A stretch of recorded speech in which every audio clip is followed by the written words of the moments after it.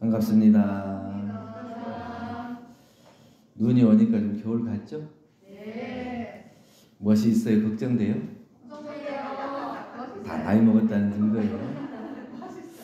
예, 운치가 좀 있고 멋이 있고 이래야 아직 젊다고 그러는데 걱정되면 나이 먹었다는 증거예요. 네. 오늘은 데칼코마니라는 제목으로 말씀을 드립니다. 데칼코마니라고 하는 것은 일정한 무늬를 종이에 찍어 다른 표면에 옮기는 붙이는 장식 표현 기법이에요. 그러니까 똑같은 거 학교에서 배우면 이렇게 물감 이렇게 해놓고 반대 이렇게 해서 접으면 그대로 모양이 나타나죠. 이걸 똑같은 모양이 나타난다 이런 그런 기법인데 이게 이제 독일 태생의 초현실주의 화가 막스 에른스트가 개발을 해가지고 지금 발달을 하게 돼요. 그래서 이제 우리 학교 때 많이 해봤죠? 네. 그래서 이제 그걸 데칼코마니 똑같은 모양을 찍어내는 걸 이제 데칼코마니 그렇게 얘기를 하는데 그림만 똑같이 옮기는 것이 아니라 사람도 똑같이 옮겨 붙일 수가 있어요. 어떤 면에서는 우리는 평생을 누군가를 닮기 위해서 노력하죠.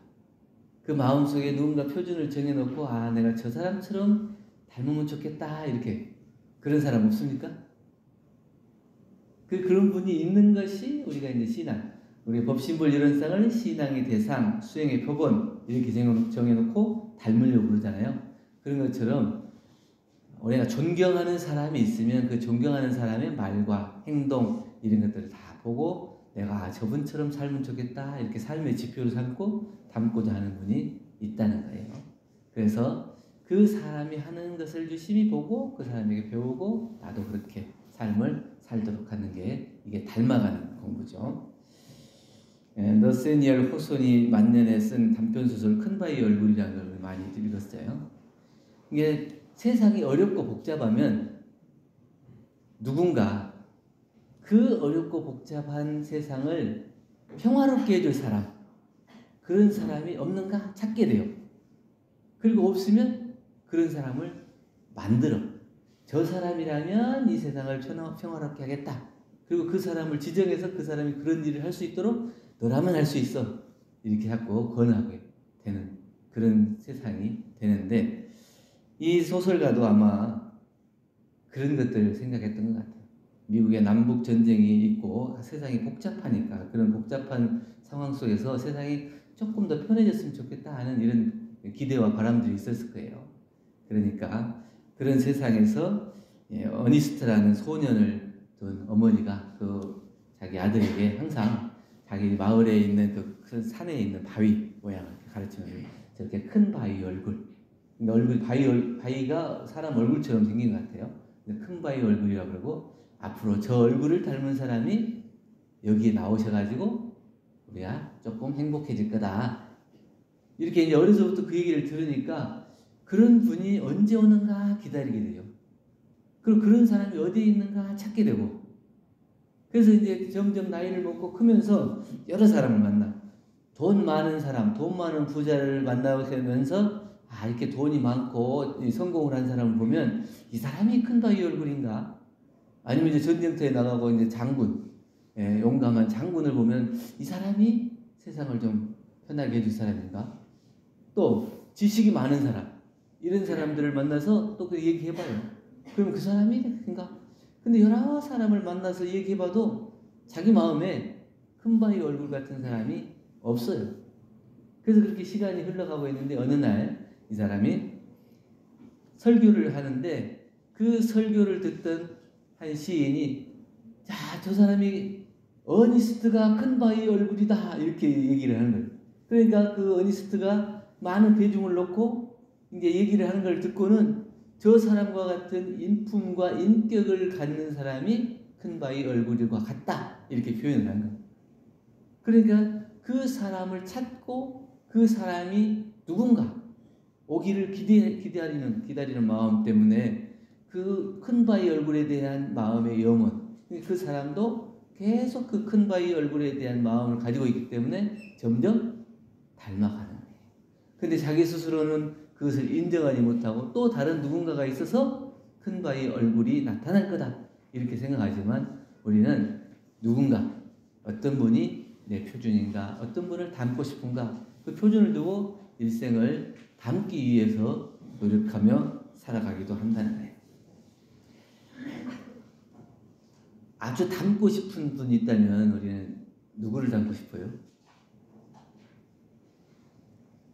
그 마음속에 그런 분이 있습니까? 아니면 내가 이 세상에 제일 잘났습니까?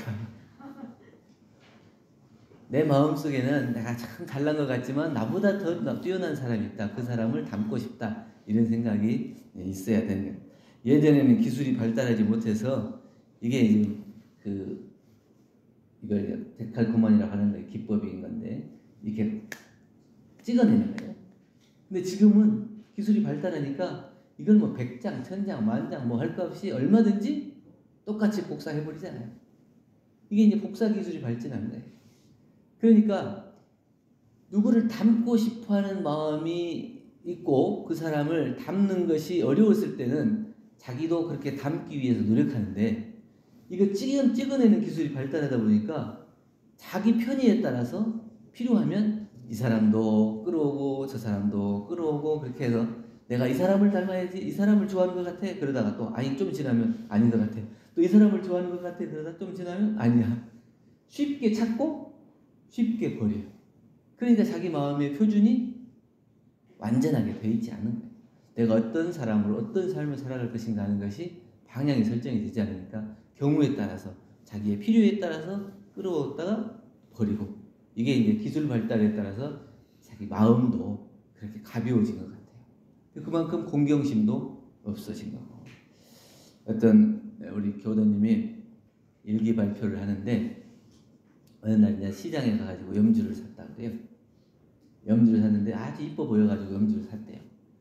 그랬는데 이제 그걸 염주를 사가지고 와서 이제 가만히 굴리면서 보니까 자세히 보니까 이게 염주가 시장에서 봤을 때는 이쁘고 그랬는데 굴리다 보니까 이게 아니 크기도 다르고 모양도 다르고 왜 이렇게 염주가 이렇게 못생겼냐 이런 생각이 들더래요. 그래가지고 아 이 염주를 잘못 고른 게 아닌가 이 생각을 하다가 야, 이 염주가 나를 닮은 것 같구나 이런 생각을 했다.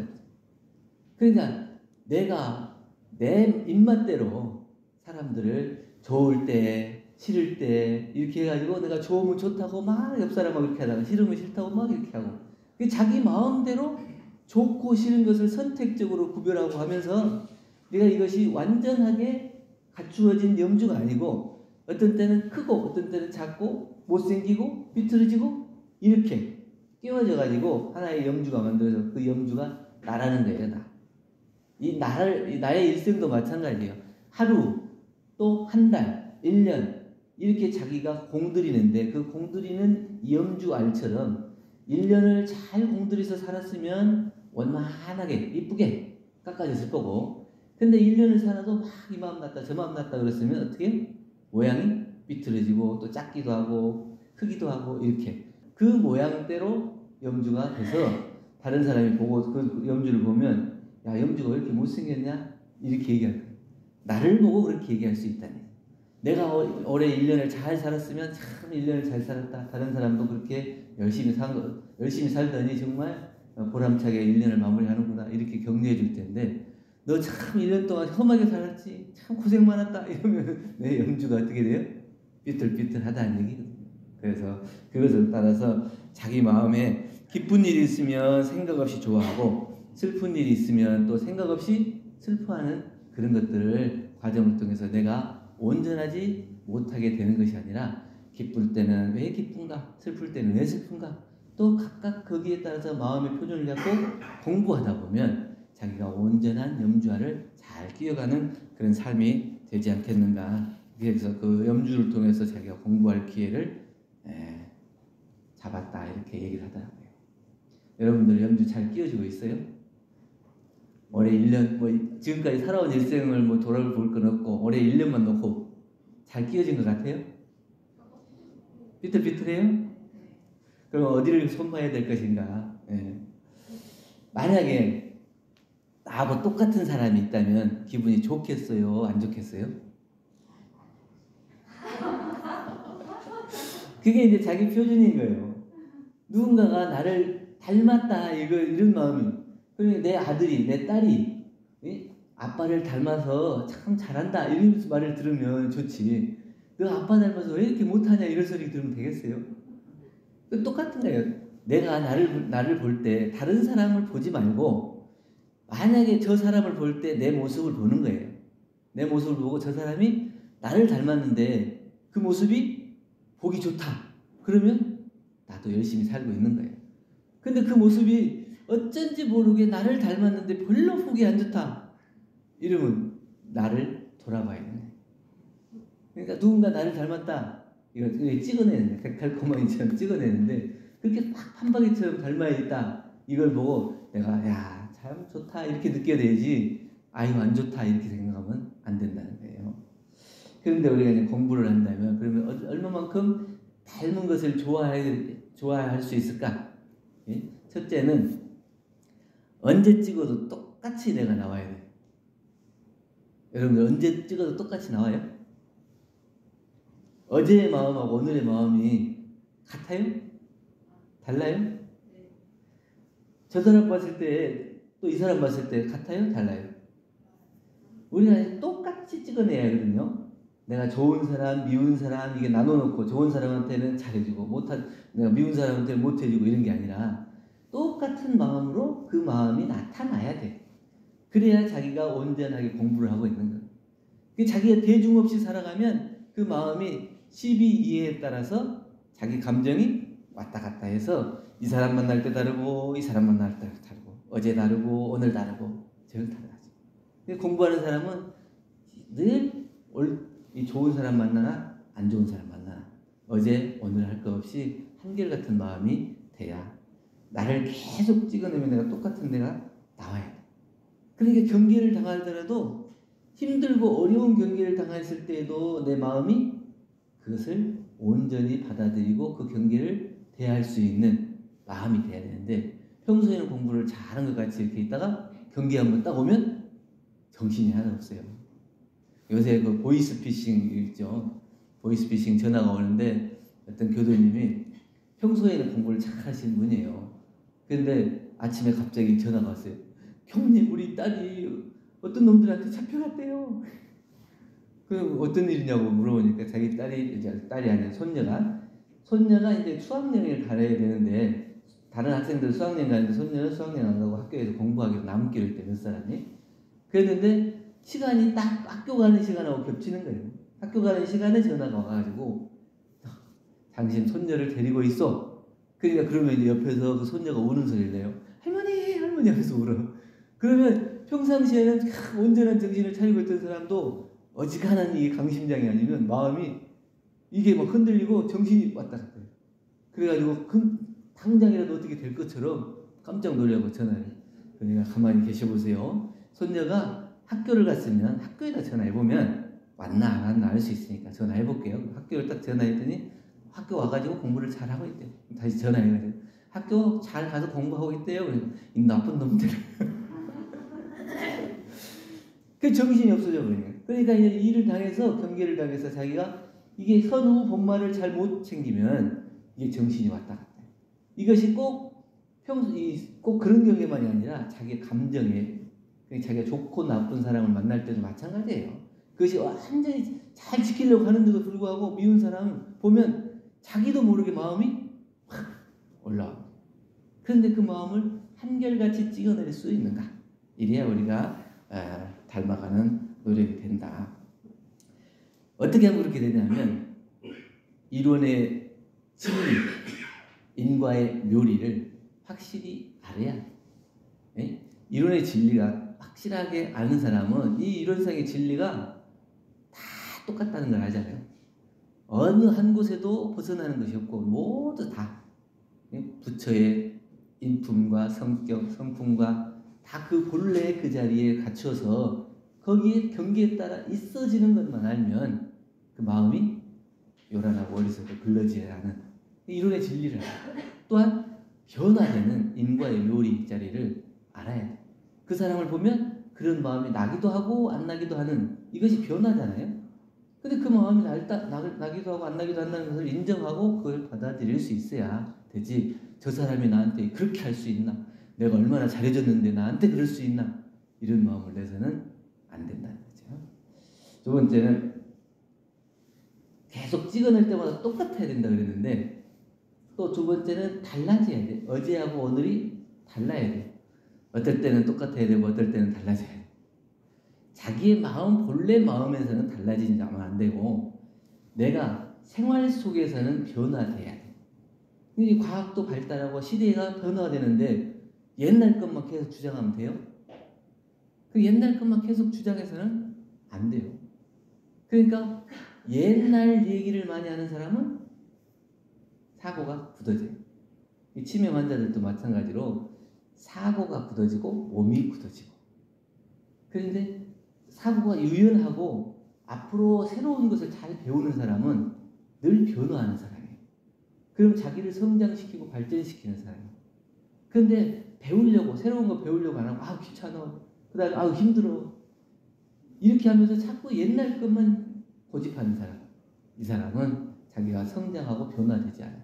그러니까 우리는 어제 배운 나, 오늘의 배운 나, 내일의 배울 나 이게 서로 다 각각 달라야 자기가 변화돼서 누군가를 닮아가고 또 그 배우고 학습하고 성장해 갈 수 있다고 하는 거예요.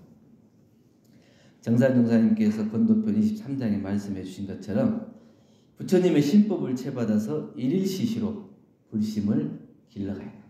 날마다 부처님의 신법을 담기 위해서 우리는 대종사님의 신법을 닮아서 늘 은혜를 발견하고 사은에 보은할 수 있는 그런 삶으로 바뀌어야 돼요. 이 대종사님의 신법을 배우고 심체를 닮아야 된다 그랬는데 그럼 대종사님의 신법과 심체는 뭐겠어요? 저는 경전봉동 하다가 이거구나 이런 게 생각되는데 대종사님께서 밝혀주신 게 뭐예요? 우리 온불교의 핵심 교리가 뭡니까? 사은사유 삼학팔조. 결국에는 대종사님께서 말씀하신 것은 사은사유 삼학팔조. 이 사은사유를 통해서 모든 인류가 은혜를 발견하고 삼학팔조를 통해서 모든 인류가 낙원 세상을 만들어가자고 하는 거예요. 이 두 가지 외에는 없어요. 그럼 대종사님을 채받고 대종사님을 닮아가려고 하려면 사은사유 삼학팔조를 잘 실천해서 생활 속에서 은혜를 발견하고 내가 직접 공부를 쉬지 않고 할 수 있는 그 노력이 있으면 대종사님의 신법을 받고 대종사님을 닮아가고 어느 순간에 나는 대종사님과 같은 인품을 길러서 그런 성자의 삶을 살 수 있다고 하는 겁니다. 부처를 닮아라 그러니까 이제 모양만 흉내내는 사람도 있어요. 그게 부처님의 모습만 보고 부처님의 이렇게 행동만 따라서 하다. 그런데 이제 부처님은 닮는다고 하는 것은 겉모양만 닮는 게 아니에요.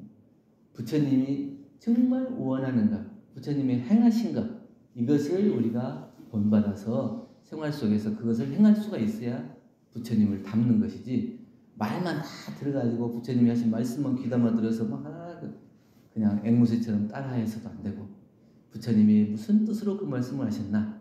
그러면 어떤 세상을 꿈꾸셨나? 그것을 우리가 닮아서 이 세상을 정말 보온 감사생활 이런 은혜의 세상을 만들었을 때 부처님을 정말 닮는다 이렇게 얘기할 수 있겠죠. 변화하는 것은 성질은 두 가지인 것 같아요. 하나는 숙성되는 거고 하나는 변질되는 거예요. 시간이 지나면 발효가 된다고 그러죠. 좋은 것을 오랫동안 익히면 발효가 되고 성숙되고 숙성돼요. 근데 우리 인생도 늙어가는 게 아니고 익어간다고 그러잖아요. 그런데 이게 배움이 없고 새로운 것을 배우려고 하는 것도 없고 이 은혜와 감사의 실천이 없는 사람은 늙어가는 거예요. 그래서 표준을 딱 잡고 내가 성자의 삶으로 살아야 되겠다. 저는 대종사님과 부처님과 같은 그런 성인들의 삶으로 딱 판을 찍어서 내가 그렇게 닮아가도록 노력해야 되겠다. 이런 사람은 삶이 익어가는 거예요. 그런데 그런 표준이 없이 자기 멋대로 자기 욕심대로 살아가는 사람은 시간이 지나고 나면 변질돼. 썩고 냄새가 나. 다른 사람을 미워하고 원망하는 냄새. 그리고 다른 사람 것을 빼앗으려고 하는 그 욕심의 냄새가 나요. 그게 변질된 모습이거든요. 근데 내 몸 속에서 어떤 냄새가 나냐? 정말 닮아가려고 하는 그런 숙성된 냄새가 나나? 아니면 변질된 냄새가 나나? 이것을 한번 잘 살펴보면서 올해 한 해 정리 잘 하시고 올해 한 해 내가 어떤 표준으로 살았나? 또 그 표준으로 잘 살아왔나? 내년에는 또 어떤 표준으로 살아갈 건가? 이렇게 해서 정말 부처의 인품과 인격, 부처의 실행을 우리가 닮는 그런 삶으로, 그래서 부처와 판박이가 된 내가 돼서 모든 사람이 부처님과 같이 공경할 수 있는 그런 삶을 살 수 있으면 좋겠다는 마음으로 오늘 데칼코만이라는 제목으로 말씀을 드렸습니다. 감사합니다. 감사합니다.